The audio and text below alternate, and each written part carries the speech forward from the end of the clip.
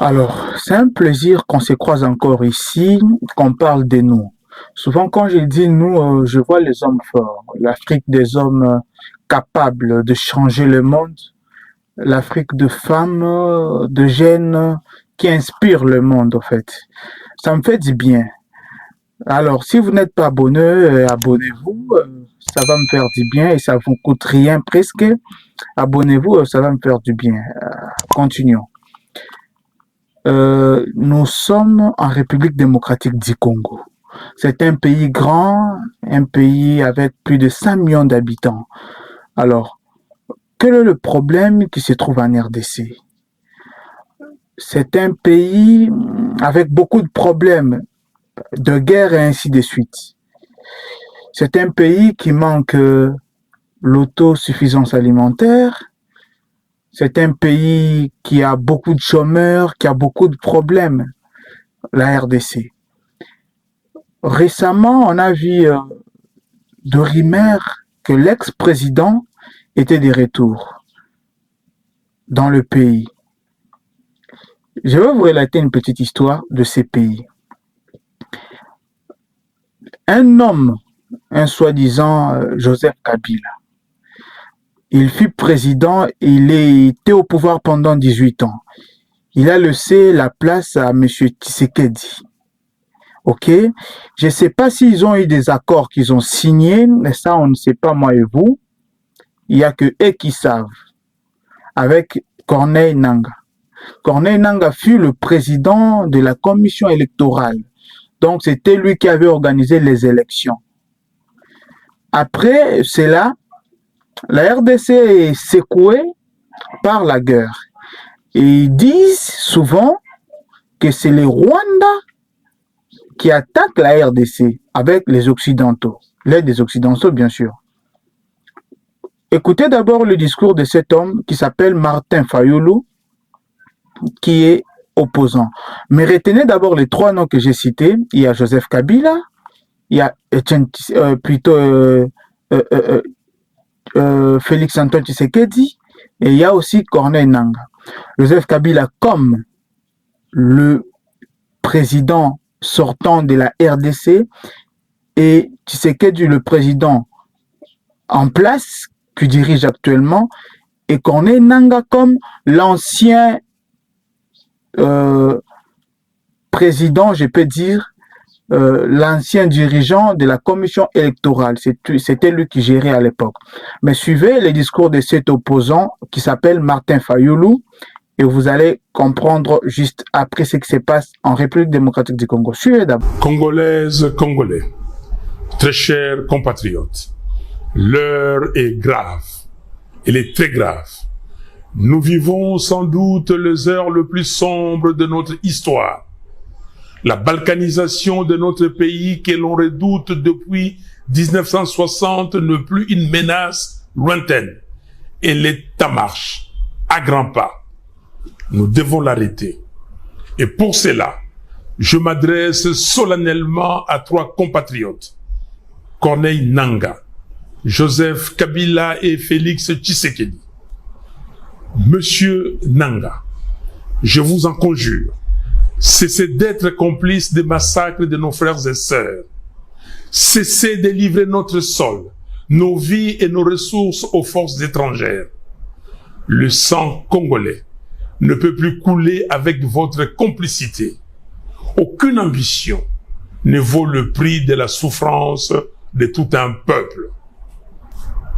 Monsieur Kabila, aucune raison, même stratégique, ne saurait justifier une collaboration avec ceux qui déchirent notre pays.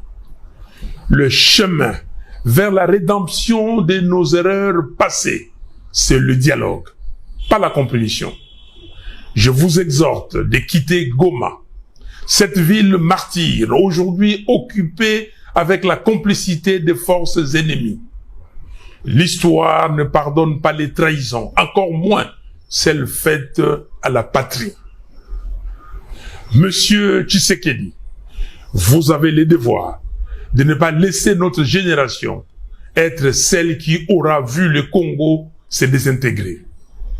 J'en appelle à un sursaut d'honneur et de responsabilité. Je veux vous voir, non pas pour une faveur, mais pour une discussion directe, sans faux semblant, sans compromission, mais par patriotisme, afin de trouver une issue digne à cette crise existentielle.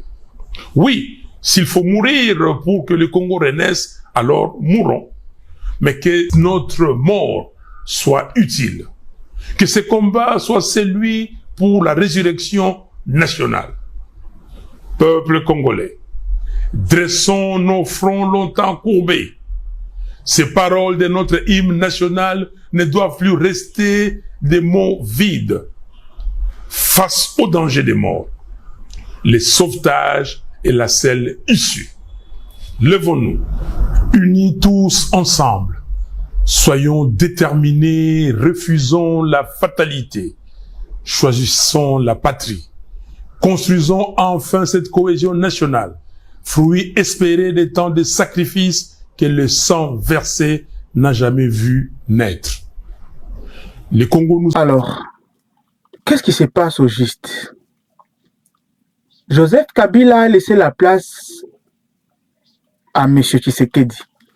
M. Tshisekedi, c'est un président provenant de l'UDPS, c'est son parti politique. Il provient de l'UDPS. À Skip, M. Tshisekedi et Joseph Kabila avaient signé des accords avec Corneille Nangaa, qu'on devait laisser le pouvoir à M. Tshisekedi. Après avoir laissé le pouvoir à M. Tshisekedi a vu que la guerre débordait de l'autre côté, à l'est du pays. Il a compris que M. Kabila était derrière cette guerre-là.